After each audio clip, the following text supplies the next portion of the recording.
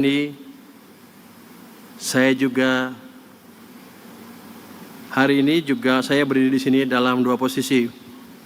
Saya sebagai Menteri Keuangan Republik Indonesia dan sebagai seorang ayah yang anaknya ikut di wisuda di ruangan hari ini.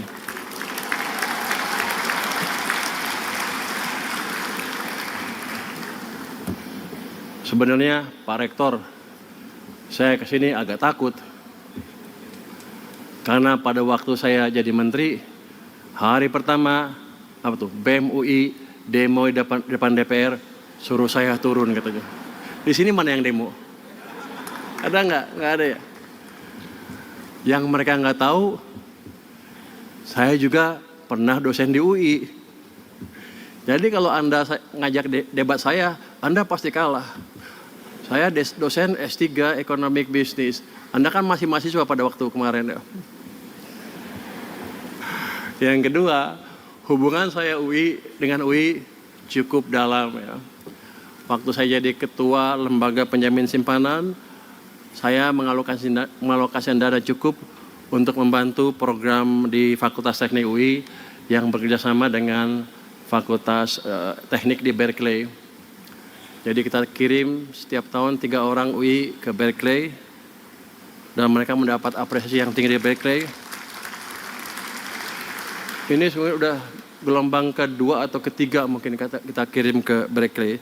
Tapi kan sekarang saya bukan di LPS lagi, bukan lembaga penjamin simpanan. Saya pindah jadi Menteri Keuangan.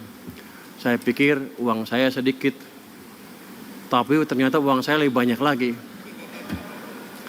Saya boleh dibilang menguasai LPDP yang sekarang punya 150 triliun rupiah dana abadi ya, untuk dipakai untuk program pendidikan. UI kan sekarang satu-satunya universitas yang rankingnya di bawah 200 kan. Presiden minta UI meningkatkan ke bawah 100 kalau nggak salah. Dalam waktu berapa tahun? Secepat-cepatnya ya. Tergantung. Jadi sebagai Menteri Keuangan, saya pakai alasan itu untuk kembali membantu Universitas Indonesia.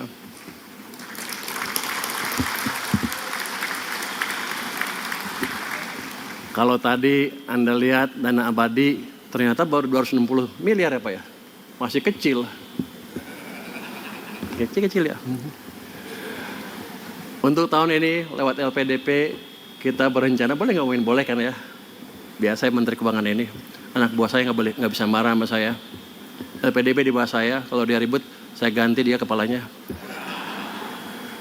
Tahun ini kita rencanakan memberikan bantuan kepada Fakultas Teknik yaitu apa UI semua. Fakultas Teknik itu sekitar 100 miliar rupiah. Jadi nanti BEM jangan protes lagi.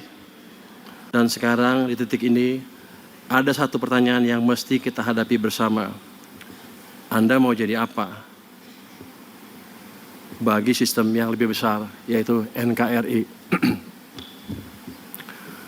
Kalau jadi mahasiswa gampang, ada protes, ada ketimpangan, turun ke jalan, ribut, protes, selesai. Sekarang Anda nggak bisa melakukan itu lagi. Anda sebentar lagi adalah pelaku yang menentukan arah ekonomi ke depan, arah bangsa ke depan, dan nanti Anda yang akan diprotes oleh BEM-BEM di bawah Anda. Jadi kalau Anda cerdas, ajarin mereka, ke depan jangan banyak protes, belajar aja gitu. Supaya Anda nanti nggak diprotes. Bapak, Ibu yang berbahagia, saya dididik sebagai insinyur lulusan Teknik Elektro dari Institut Teknologi Bandung. Di sini elektro mana? Oh nggak ada elektro ya? Ada. Oh cuma sedikit. Rupanya fakultas minoritas. Waktu itu saya belajar tentang arus, tegangan, sistem kontrol dan stabilitas.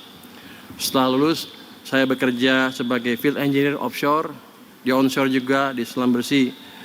Lingkungannya keras, keputusan harus cepat, dan konsekuensinya nyata.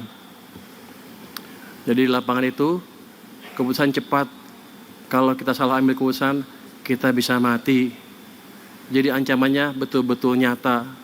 Saya kerja di sana 5 tahun dengan ancaman yang seperti itu.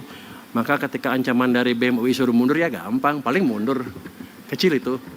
Tapi kita pastikan kita menjalankan apa yang diminta oleh masyarakat kita. Di lapangan tersebut saya belajar satu prinsip yang sangat sederhana tapi fundamental, yaitu sistem secara keseluruhan ya.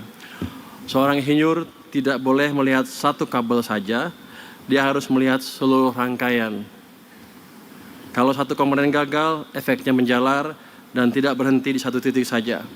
Jadi ketika saya memutuskan pindah bidang dan mengambil MSc serta PhD di bidang ekonomi, banyak yang bertanya, kenapa? Jawaban saya sederhana, saya ingin memahami sistem yang lebih besar. Itu jawaban kalau akademis seperti itu. Jawaban yang sebenarnya sih saya disuruh pacar saya dulu. Kalau nggak saya nggak ambil PhD, dia nggak mau kawin sama saya. Jadi kepaksa lah. Nggak apa-apa, kita nikmati keterpaksaan yang ada. Ekonomi negara juga suatu sistem. Fiskal adalah arusnya, moneter adalah pengatur tekanannya, sektorial adalah bebannya. Kalau salah satu tidak seimbang, sistem akan bergetar. Dan getaran itu dirasakan masyarakat. Cara berpikir teknik itu yang saya bawa ke kebijakan fiskal. Sebetulnya ini yang nulis staf saya Pak, mungkin dia eselon 4. Jadi dia bilang dia nggak ngerti ekonomi. Jadi saya berpikir yang holistik itu katanya dari teknik. Padahal nggak betul. Yang fakultas ekonomi mana di sini? Oh, sedikit semua ya. Di ekonomi kalau ada cara berpikir yang menyeluruh disebutnya apa? Pendekatan apa? Nggak ada yang bisa. Kalau Anda mungkin baru belajar ilmu ekonomi sepotong-sepotong, itu kita bilang partial equilibrium approach.